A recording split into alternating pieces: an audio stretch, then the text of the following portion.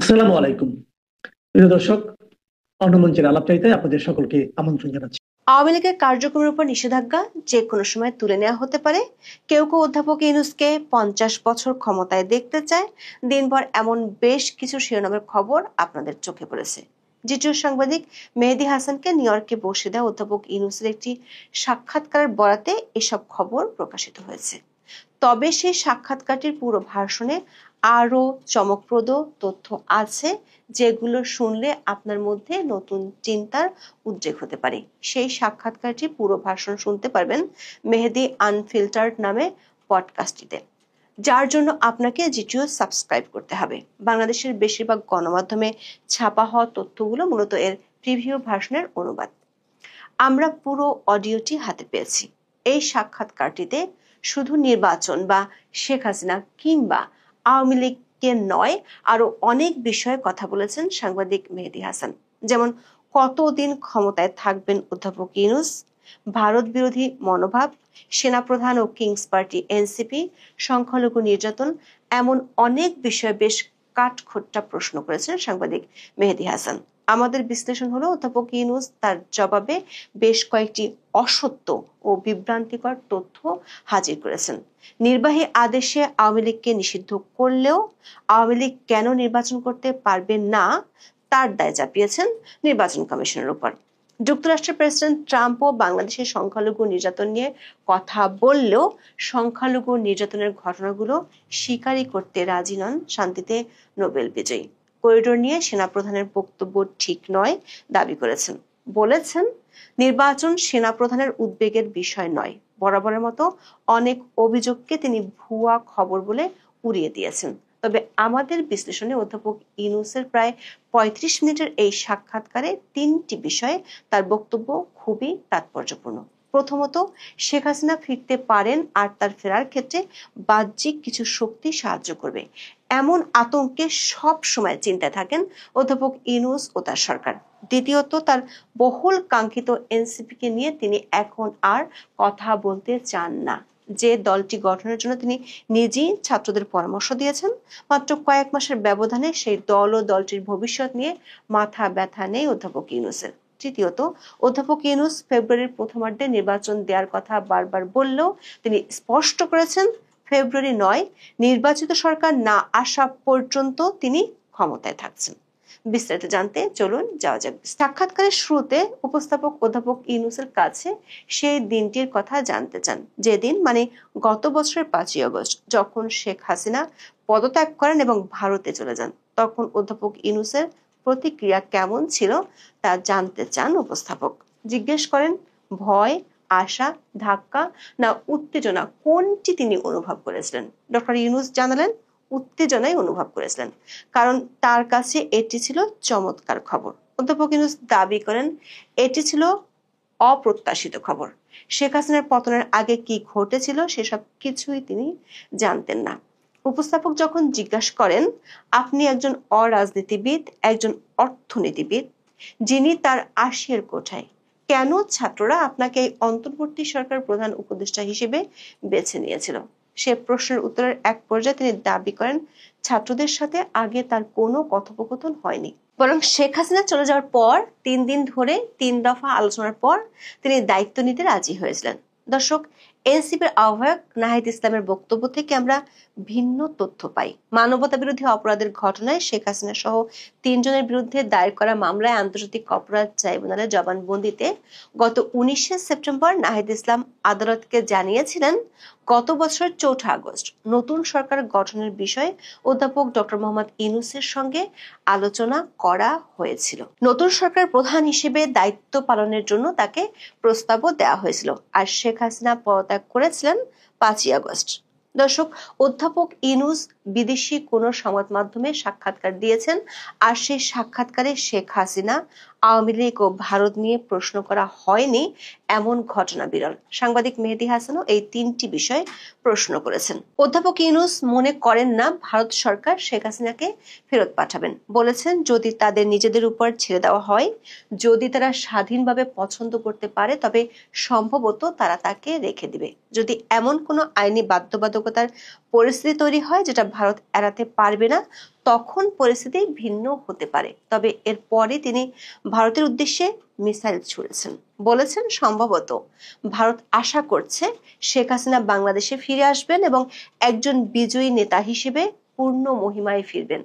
এই প্রসঙ্গে উপস্থাপক নিউ ইয়র্ক টাইমসের একটি রিপোর্টের কথা তুলে ধরেন, যেখানে বলা হয়েছে শেখ হাসিনা আওয়ামী লীগের সাথে ভার্চুয়াল মিটিং করছেন। এ প্রসঙ্গে উপস্থাপকের প্রশ্ন ছিল, এটি কি আপনাকে চিন্তিত করে যে ভারত শেখ হাসিনাকে ফিরিয়ে এনে পুনরায় ক্ষমতায় বসানোর চেষ্টা করবে? এমন প্রশ্নের জবাবে অধ্যাপক ইউনূস বেশ কৌশলী জবাব দেন। বলেন, আমি ঠিক এই শব্দগুলোতে বলবো না, কিন্তু এই সম্ভাবনা আছে যে কিছু বাহ্যিক শক্তি তাকে বাংলাদেশে ফিরে আসার জন্য সমর্থন করবে। এই বাহ্যিক শক্তিগুলো নিয়ে যে তিনি ও তার সরকার সবসময় চিন্তিত থাকেন, সেটি অবশ্য অকপটে স্বীকার করেছেন অধ্যাপক ইউনূস। দর্শক, শেখ হাসিনাকে ফেরাতে বাহ্যিক কিছু শক্তি কাজ করছে এবং সেটি নিয়ে অধ্যাপক ইউনূস ও তার সরকার চিন্তিত, এমন বক্তব্য গত 1 বছরে ডক্টর ইউনূসের কোনো সাক্ষাৎকারে পাওয়া যায়নি। শুধু শেখ হাসিনা নয়, হাসিনা আমলের উন্নয়নকেও স্বীকার করতে চান না অধ্যাপক ইউনূস। সাংবাদিক মেহেদী হাসান অন্তর্বর্তী সরকার আমলে অর্থনীতির দুরবস্থার প্রসঙ্গ তুলে ধরেন, জিজ্ঞেস করেন বাংলাদেশের অর্থনীতি, অনেকে বলছেন প্রবৃদ্ধি মন্থর হচ্ছে, হাসিনার অধীনে যতটা ভালো ছিল ততটা ভালো করছে না। অধ্যাপক ইউনূস স্পষ্ট বলেছেন, বাংলাদেশের অর্থনীতিতে হাসিনার অধীনে যে সমস্ত তথ্য পেয়েছেন তা সবই মিথ্যা, তৈরি করা। উপস্থাপক পাল্টা প্রশ্ন করেন, এজন্য আপনি বিশ্বাস করেন না যে গত 1 দশক ধরে অর্থনীতির উন্নতি হচ্ছে? অধ্যাপক ইউনূসের সরাসরি জবাব, তিনি বিশ্বাস করেন না। উপস্থাপককেও পরামর্শ দেন যেন তিনিও গ্রহণ না করেন। দর্শক, অধ্যাপক ইউনূসের কথা যদি সত্যি হয়, তাহলে ধরে নিতে হবে ওয়ার্ল্ড ব্যাংক, IMF এর মতো আন্তর্জাতিক সংস্থাগুলোর তথ্য মিথ্যা। 2009 সাল থেকে 2024 সালের মধ্যে বাংলাদেশের মাথাপিছু জিডিপির বাড়ার তথ্য জলজল করছে ওয়ার্ল্ড ব্যাংকের ওয়েবসাইটে। শুধু বাড়েনি, ব্যাপক হারে বেড়েছিল। বাংলাদেশ 2015 সালে নিম্ন মধ্যম আয়ের দেশে উন্নীত হয় এবং স্বল্পোন্নত দেশ বা LDCর তালিকা থেকে উত্তরণের প্রস্তুতি নিচ্ছিল। IMF এর তথ্য অনুযায়ী জিডিপি প্রবৃদ্ধির হার 2023 সালে 5.78%, আর শেখ হাসিনার পতনের পর সেটি হয়ে যায় 4.2%। সাংবাদিক মেহেদী হাসান আওয়ামী লীগের কার্যক্রম নিষিদ্ধ করার বিষয়ে যৌক্তিকতা নিয়ে অধ্যাপক ইউনূসকে প্রশ্ন করেন। তিনি প্রসঙ্গক্রমে অর্থনীতিতে নোবেল বিজয়ী অমর্ত্য সেনের সমালোচনার কথা তুলে ধরেন। দর্শক, গত মার্চে প্রেস ট্রাস্ট অফ ইন্ডিয়া বা PTI কে দেয়া এক সাক্ষাৎকারে অমর্ত্য সেন আওয়ামী লীগকে নিষিদ্ধের ব্যাপারে সতর্ক করে বলেছিলেন, এই ধরনের পদক্ষেপের ফলে অন্যান্য দলগুলো আওয়ামী সরকারকে যে ভুলের জন্য অভিযুক্ত করেছে তার পুনরাবৃত্তি ঘটবে। এর জবাবে অধ্যাপক ইউনূস অমর্ত্য সেনের সমালোচনাটি ভুল বলে মন্তব্য করেছেন। তিনি বলেন, আওয়ামী লীগকে নিষিদ্ধ করা হয়নি, এমনকি নিবন্ধনও স্থগিত করা হয়নি, শুধু কার্যক্রম স্থগিত করা হয়েছে, যার অর্থ হলো দলটি কোনো রাজনৈতিক কার্যকলাপ করতে পারবে না। দর্শক, কার্যক্রম নিষিদ্ধ থাকার কারণে বাংলাদেশের নির্বাচন কমিশন গত মে মাসে জানিয়ে দিয়েছিল আওয়ামী লীগ আর নির্বাচনে অংশগ্রহণের সুযোগ পাচ্ছে না। দলটির রাজনৈতিক কার্যক্রম নিষিদ্ধ এবং নির্বাচন কমিশনের নিবন্ধন স্থগিত রয়েছে। এ কারণে দলটি বর্তমানে নির্বাচনে অংশ নিতে পারবে না। অথচ অধ্যাপক ইউনূস সাক্ষাৎকারে বললেন ভিন্ন কথা। দলের কার্যক্রম নিষিদ্ধ থাকলে একটি দল কিভাবে থাকে, এই সমীকরণ মিলছিল না উপস্থাপক মেহেদী হাসানের কাছে। তাই তিনি জিজ্ঞেস করেন, দল হিসেবে কি আওয়ামী লীগ এখনো আছে? উত্তরে অধ্যাপক ইউনূস দাবি করেন, আওয়ামী লীগ দল হিসেবে এখনো আছে, কিন্তু আপাতত কার্যক্রম স্থগিত করা হয়েছে। এমনকি আওয়ামী লীগের নিষেধাজ্ঞা যে কোনো সময় তুলে দেওয়ার সম্ভাবনার কথাও জানান। বলেন, যে কোনো সময় এই নিষেধাজ্ঞা তুলে দেওয়া যেতে পারে। বিষয়টি আরো পরিষ্কার হওয়ার জন্য সাংবাদিক মেহেদী হাসান জিজ্ঞেস করেন, স্থগিতাদেশ তুলে নেওয়া যেতে পারে, এটা একটা সম্ভাবনা, কিন্তু তারা নির্বাচনে অংশ নিতে পারবে না। নির্বাচনে অংশগ্রহণ থেকে একদল লোকে নিষিদ্ধ করা কিভাবে গণতান্ত্রিক হতে পারে? এমন প্রশ্নে অধ্যাপক ইউনূস তার আগের কূটনৈতিক ও প্যাঁচ কষা জবাব থেকে সরে এসে দায়ভার চাপান নির্বাচন কমিশনের উপর। বলেন, এটা নির্বাচন কমিশন সিদ্ধান্ত নিয়েছে, তারা পার্টির সম্ভাবনা এবং বৈশিষ্ট্য দেখেছে যা পুরো নির্বাচনে ব্যাঘাত ঘটাবে।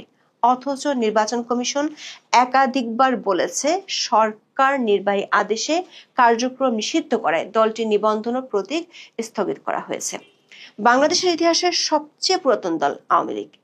উপস্থাপকের মনে আশা ছিল দলটির যে লাখ লাখ সমর্থক বাংলাদেশে আছে সেটি নিশ্চয়ই অধ্যাপক ইউনূস অস্বীকার করবেন না, কিন্তু অধ্যাপক ইউনূস লক্ষ লক্ষ বলতে নারাজ। তবে এই প্রসঙ্গে অধ্যাপক ইউনূস যে উত্তর দিয়েছেন সেটি বোঝার সক্ষমতা কোনো ভাষাবিদেরই নেই।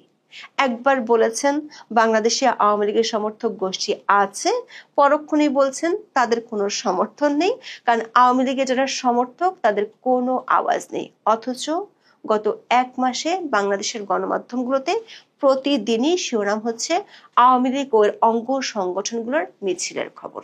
গত এক বছরে দলটির 44,000 নেতাকর্মীকে গ্রেপ্তার করা হয়েছে। আওয়ামী লীগের সমর্থক গোষ্ঠী নেই দাবি করা অধ্যাপক ইউনূস পরক্ষণেই জানালেন আওয়ামী লীগের ভোটার থাকার কথা। বলেছেন তারা ভোটার হিসেবে ভোট দিতে পারে, তারা বৈধ ভোটার, তবে অনেক প্রতিযোগী আছে, তারা তাদের নিজেদের বেছে নেবে, শুধু লেভেল থাকবে না, যার অর্থ হলো আওয়ামী লীগ নির্বাচনে থাকবে না। কেন আওয়ামী লীগ নির্বাচনে থাকবে না এর কারণ হিসেবে অধ্যাপক ইউনূস যুক্তি দিয়েছেন দলটি একটি রাজনৈতিক দল হিসেবে আচরণ করছে না। সাংবাদিক মেহেদী হাসান নির্বাচন নিয়ে বেশ কিছু কড়া প্রশ্ন করেছেন। বিশেষ করে নির্বাচন এত দেরিতে হচ্ছে কেন সেই প্রশ্নে তিনি ছিলেন নাছোড়বান্দা। কিছুদিন আগে ঘটে যাওয়া অভ্যুত্থানের পর নেপালের অন্তর্বর্তী সরকার প্রধান সুশীলা কার্কি মাত্র 6 মাসের মধ্যে নির্বাচন করার প্রতিশ্রুতি দিয়েছেন। সে রেফারেন্স টেনে উপস্থাপকের প্রশ্ন ছিল কেন বাংলাদেশে নির্বাচন হতে 18 মাস লাগবে। দর্শক, অধ্যাপক ইউনূস এ প্রশ্নের উত্তরে যা বলেছেন তাতে বিস্ময়ের কোনো সীমা থাকে না। উপস্থাপকের উদ্দেশ্যে তিনি বলেছেন, আপনি বলেছেন যে লোকেরা বলছে এত সময় কেন লাগছে, আবার এমন লোকও আছে যারা বলে যে 5 বছর থাকুন, 10 বছর থাকুন, 50 বছর থাকুন, তাই লোকেরা সব ধরনের কথাই বলছে, আপনি থাকুন, নির্বাচনের কি দরকার। অধ্যাপক ইউনূসের ভাষায় এই যে যারা তাকে 50 বছর ধরে ক্ষমতায় দেখতে চান তারা আসলে সুশাসন দেখতে চান, দুর্নীতিমুক্ত শাসন দেখতে চান। দর্শক, মবের রাজ্য হিসেবে স্বীকৃতি 1 বছরের মধ্যে পেয়ে গেছে বাংলাদেশ। আর তার সরকার একাধিক উপদেষ্টার বিরুদ্ধে এরই মধ্যে দুর্নীতি আর অনিয়মের খবর গণমাধ্যমে বড় বড় হেডলাইন হয়েছে। আর নিয়োগকর্তাদের চাঁদাবাজের খবর এখন বেশ গা সওয়া হয়ে গেছে। অবশ্য পুলিশ হত্যা, আওয়ামী লীগের নেতাকর্মীদের হত্যা, ডাকাতি ও অপহরণ বাড়ার তথ্য উপস্থাপক হাজির করলেও অধ্যাপক ইউনূস দাবি করেছেন অপরাধ নিয়ন্ত্রণে আছে। যদিও আপনি যদি পুলিশ সদর দপ্তরের ওয়েবসাইটে দেওয়া অপরাধের পরিসংখ্যান দেখেন সেখানে পাবেন ভিন্ন চিত্র। নেপালের প্রসঙ্গ টেনে অধ্যাপক ইউনূস নিজের মতো করে অদ্ভুত যুক্তি দাঁড় করিয়েছেন। বলেছেন নেপালের সরকার হলো তত্ত্বাবধায়ক সরকার, যেটি নাকি তার ভাষায় শুধু নির্বাচনের জন্য দায়বদ্ধ, কিন্তু বাংলাদেশের সরকারটি অন্তর্বর্তীকালীন সরকার। দর্শক, এরশাদের পতনের পর বাংলাদেশেও অন্তর্বর্তীকালীন সরকার গঠিত হয়েছিল বিচারপতি শাহাবুদ্দিন আহমেদের নেতৃত্বে। সেই সরকার 3 মাসের মধ্যে বাংলাদেশের ইতিহাসের অন্যতম একটি অবাধ, সুষ্ঠু ও নিরপেক্ষ নির্বাচনের আয়োজন করেছিল। এমনকি যে এরশাদের বিরুদ্ধে তখন এত অভিযোগ করেছিল সেই এরশাদ তখন নির্বাচনে অংশ নিয়েছিলেন। দর্শক, অধ্যাপক ইউনূসের বক্তব্যে জনমত বা রাজনৈতিক দলগুলোকে নিয়ে এক ধরনের তুচ্ছ তাচ্ছিল্যেরও আভাস পাওয়া গেছে। তিনি বলেছেন তিনি ও তার সরকার কতদিন থাকবে সেটি কেউ নির্ধারণ করেনি। খুব পরিষ্কারভাবে বলেছেন তারা কতদিন থাকবেন সেটা তাদের সিদ্ধান্ত। বাংলাদেশের সেনাপ্রধান জেনারেল ওয়াকারুজ্জামান সংবাদ মাধ্যমে সাক্ষাৎকার দিয়ে বলেছিলেন তিনি 2025 সালের ডিসেম্বরের মধ্যে নির্বাচন চান। সে কথা স্মরণ করিয়ে দিয়ে সাংবাদিক মেহেদী হাসান বলেন, বাংলাদেশের স্থানীয় সংবাদ মাধ্যমের খবর অনুযায়ী জেনারেল ওয়াকার অধ্যাপক ইউনূসের সরকারের প্রস্তাবিত অনেক উদ্যোগেরও বিরোধিতা করেন, যার মধ্যে মিয়ানমারের প্রস্তাবিত নতুন মানবিক করিডোরও অন্তর্ভুক্ত ছিল। দর্শক, সেনাবাহিনীর একটি অভ্যন্তরীণ মিটিং এর খবর বাংলাদেশের গণমাধ্যমে ছাপা হয়েছিল। সেখানে বলা হয়েছিল কেবল জনগণের দ্বারা নির্বাচিত একটি রাজনৈতিক সরকারই করিডোরের মতো সিদ্ধান্ত নিতে পারে। এ বিষয়ে অধ্যাপক ইউনূসের মত জানতে চেয়েছিলেন উপস্থাপক। তবে অধ্যাপক ইউনূস এ বিষয়ে বিতর্কে যেতে চাননি। বলেছেন জেনারেল ওয়াকার কি বলতে চেয়েছিলেন তা নিয়ে তিনি উত্তর দিতে পারেন না। তবে করিডোর নিয়ে কোনো আলোচনা হয়নি বলে দাবি করেছেন শান্তিতে নোবেল বিজয়ী অধ্যাপক ইউনূস। বলেছেন করিডোরের কোনো প্রশ্নই নেই, করিডোর নিয়ে কেউ কথা বলেনি, তিনি কোথা থেকে এটা তুলে এনে কথা বলেছেন। যদিও অন্তর্বর্তী সরকারের পররাষ্ট্র উপদেষ্টা তৌহিদ হোসেন বলেছিলেন, করিডোরের বিষয়ে সরকার নীতিগত সিদ্ধান্ত নিয়েছে। করিডোর প্রসঙ্গে জেনারেল ওয়াকারের মন্তব্যের জবাব না দিলেও নির্বাচন প্রসঙ্গে জেনারেল ওয়াকারের মন্তব্যের জবাব অধ্যাপক ইউনূস দিয়েছেন। বলেছেন, নির্বাচন সেনাপ্রধানের উদ্বেগের বিষয় নয়, এটি সরকারের উদ্বেগের বিষয়। দর্শক, সাক্ষাৎকারটি শুনলে আপনার মনে প্রশ্ন দেখা দিতে পারে, কিংস পার্টি বলে খ্যাত এনসিপি নিয়ে কি অধ্যাপক ইউনূসের মোহ কেটে গেছে? দর্শক, গত জানুয়ারির শেষ দিকে ব্রিটিশ সংবাদ মাধ্যম ফিনান্সিয়াল টাইমসের প্রধান বৈদেশিক বিষয়ক ভাষ্যকার গিডিয়ান রাকমানের উপস্থাপনায় একটি পডকাস্টে কথা বলেছিলেন অধ্যাপক ইউনূস, যেটি রাকমান রিভিউতে প্রকাশ হয়। সেই সাক্ষাৎকারে অধ্যাপক ইউনূস দাবি করেছিলেন তিনি ছাত্রদের দল গঠন করতে বলেছিলেন, কিন্তু গত কয়েক মাসে পরিস্থিতি যে পাল্টে গেছে সেটি বোঝা গেল সাংবাদিক মেহেদী হাসানের সাথে অধ্যাপক ইউনূসের কথোপকথনে। নাহিদদের দল ও দলটির ভবিষ্যৎ নিয়ে এখন আর কোনো মন্তব্য করতে চান না। 2007 সালে রাজনৈতিক দল গঠনে ব্যর্থ হওয়া অধ্যাপক ইউনূস উপস্থাপককে বলেছেন, এ বিষয়ে তার মন্তব্য করা উচিত নয়, কারণ এটাকে কোনো নির্দিষ্ট রাজনৈতিক দলের পক্ষে কিছু বলা হিসেবে বিবেচনা করা হবে। সেটি হলে তিনি হয়ে যাবেন পক্ষপাত দুষ্ট। এই সময় সাংবাদিক মেহেদী হাসান খোঁচা দিতেও ছাড়েননি। বলেছেন, আপনি কেবল আওয়ামী লীগ সম্পর্কে মন্তব্য করতে ইচ্ছুক। সেই খোঁচাটি বুঝতে না পেরে স্বীকার করেছেন বিষয়টি। সাংবাদিক মেহেদী হাসান ঘুরিয়ে পেঁচিয়ে তুলে ধরেন এনসিপি অধ্যাপক ইউনূসের কিংস পার্টি কি না। অবশ্য অধ্যাপক ইউনূস এটাকে পাবলিকের অনুমান বলেই দাবি করেছেন, কিন্তু তারপর যা বলেছেন তাতে বোঝা যায় যমুনার জল বহু দূর গড়িয়েছে। অধ্যাপক ইউনূসের কাছে এনসিপি সেই আগের এনসিপি নেই। নাহিদ, হাসনাত, সার্জিসরা আগের মতো অতটা গুরুত্বপূর্ণ নন। এনসিপি নিয়ে তিনি আর কিছুই বলতে চান না। সাক্ষাৎকারে অন্তর্বর্তী সরকার আমলে বাংলাদেশে হিন্দু ও সংখ্যালঘুদের উপর নির্যাতন নিয়ে প্রশ্ন করা হয় অধ্যাপক ইউনূসকে। উপস্থাপক জানান, গত নভেম্বরে বাংলাদেশের প্রায় 30,000 হিন্দু অন্তর্বর্তী সরকারের বিরুদ্ধে তাদের সম্প্রদায়ের উপর হাজার হাজার হামলার অভিযোগ তুলে প্রতিবাদ করতে জড়ো হয়েছিল। ডোনাল্ড ট্রাম্পও সেই সময় মন্তব্য করেছিলেন এবং বাংলাদেশের সহিংসতাকে বর্বর বলে অভিহিত করেছিলেন। এমন তথ্যকে অধ্যাপক ইউনূস ভুয়া বলে উড়িয়ে দিতে চেয়েছিলেন। তখন সাংবাদিক মেহেদী হাসান স্মরণ করিয়ে দেন, এমনকি ডোনাল্ড ট্রাম্পের যে কথা আমি উদ্ধৃত করেছি তারপর আপনি ভুয়া খবর বললেন। উত্তরে অধ্যাপক ইউনূস ডোনাল্ড ট্রাম্পের বাংলাদেশ সম্পর্কে জানার পরিধি নিয়ে সন্দেহ প্রকাশ করেন। অধ্যাপক ইউনূস বরাবরের মতোই বাংলাদেশে হিন্দু বিরোধী সহিংসতাকে হিন্দু মুসলিম দুই প্রতিবেশীর কার্য হিসেবে দেখার চেষ্টা করেছেন। দর্শক, দেশীয় বিদেশি সংবাদ মাধ্যমে অন্তর্বর্তী সরকার আমলে যে হিন্দুদের উপর নির্যাতন বেড়েছে সেটি নিয়ে অসংখ্য প্রতিবেদন প্রকাশিত হয়েছে। 2024 সালের 24শে সেপ্টেম্বর দৈনিক প্রথম আলোতে প্রকাশিত এক প্রতিবেদনে দেখানো হয়, গত বছরের 5 থেকে 20 আগস্ট পর্যন্ত হামলায় সংখ্যালঘু সম্প্রদায়ের অন্তত 1068টি ঘরবাড়ি ও ব্যবসা প্রতিষ্ঠান ক্ষতিগ্রস্ত হয়। এমনকি জাতিসংঘের মানবাধিকার কমিশনের যে তদন্ত রিপোর্টের রেফারেন্স সরকার নানা জায়গায় উপস্থাপন করে থাকে, সেখানেও হিন্দুদের উপর নির্যাতনের ভয়াবহ চিত্র তুলে ধরা হয়েছে। মার্কিন যুক্তরাষ্ট্রের ফেডারেল সংস্থা কমিশন অন ইন্টারন্যাশনাল রিলিজিয়াস ফ্রিডমের 2025 সালের বার্ষিক প্রতিবেদনে বলা হয়েছে, ধর্মীয় সংখ্যালঘুদের উপর ক্রমাগত হামলার মধ্য দিয়ে বাংলাদেশে ধর্মীয় স্বাধীনতার পরিস্থিতির অবনতি হয়েছে। বাংলাদেশের মিডিয়া, সাংবাদিকদের এবং বাক স্বাধীনতার উপর দমন-পীড়ন চালানোর জন্য সন্ত্রাস বিরোধী আইন ব্যবহার করার জন্য জনগণ অন্তর্বর্তীকালীন সরকারের সমালোচনা করেছে, যারা বলছে বাংলাদেশে বাক স্বাধীনতার ক্ষেত্রে আপনি বিপজ্জনক পথে যাচ্ছেন। উপস্থাপক এমন প্রশ্ন করেন অধ্যাপক ইউনূসকে। অধ্যাপক ইউনূস অবশ্য তার প্রেস সচিবের মতোই দাবি করেছেন তার সরকারের আমলে বাংলাদেশে প্রেস সবচেয়ে স্বাধীন। উপস্থাপক প্রশ্ন রাখেন, তাহলে শেখ হাসিনা যে সন্ত্রাস বিরোধী আইনটির অপব্যবহার করেছিলেন, যা এখন লোকেরা বলছে আপনার সরকারও ব্যবহার করছে, সেটি কেন বাতিল করছেন না? দর্শক, এখানে অধ্যাপক ইউনূস তথ্য বিকৃতির আশ্রয় নিয়েছেন। বর্তমান সরকার শুধু সন্ত্রাস দমন আইনটি ব্যবহারই করছে না, বরং আওয়ামী লীগের কার্যক্রম নিষিদ্ধের জন্য এই আইনটিতে সংশোধনীও এনেছে। অধ্যাপক ইউনূস আইনটি ব্যবহারের পিছনে অদ্ভুত যুক্তি দিয়েছেন। বাংলাদেশের সন্ত্রাস দমন আইনটি কালো আইন হিসেবে পরিচিত হলেও তিনি দাবি করেছেন গণতন্ত্র এবং মানবাধিকার এবং সবকিছুর মৌলিক মূল্যবোধ রক্ষার জন্য তারা এটি ব্যবহার করছেন। এ যেন শিয়ালের হাতে মুরগি বর্গা দেওয়ার মতো অবস্থা। অধ্যাপক ইউনূস ট্রাম্প প্রসঙ্গেও কথা বলেছেন।